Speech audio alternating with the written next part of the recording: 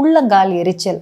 நிறைய பேருக்கு இந்த உள்ளங்காலில் எரிச்சல் இருக்கிறத நாம் பார்த்துருப்போம். இதற்கு காரணம் என்ன? நிறைய காரணங்கள் இருக்கு. ஒரு சாதாரணமாக நம்மளுக்கு சத்து குறைபாடு அப்படின்னு சொல்கிறோம் இல்லையா? B12, அதாவது பி காம்ப்ளெக்ஸ் இருக்கக்கூடிய B12 டெஃபிஷியன்சி, அது குறைபாடு இருந்தாலோ, B6 குறைபாடு இருந்தாலோ, விட்டமின் E சத்து குறைபாடு இருந்தாலோ நம்மளுக்கு இந்த காலில் உள்ளங்காலில் எரிச்சல் வரும். இது தவிர அப்படின்னு பார்த்தீங்கன்னா, பெண்களுக்கு பொதுவாகவே ஒரு 45 வயசுக்கு மேலே நைட்டு உட்காந்துட்டா, நைட்டு படுக்கையில் இருக்கும்போது பார்த்தீங்க அப்படின்னா நல்ல உள்ளங்கால் எரிஞ்சிட்டே இருக்கும். அது அழகாக சொல்லுவாங்க, மிளகாய் அரைச்சி அப்புன மாதிரி எனக்கு உள்ளங்கால் 2 எரியுது மேடம் அப்படின்ட்டு.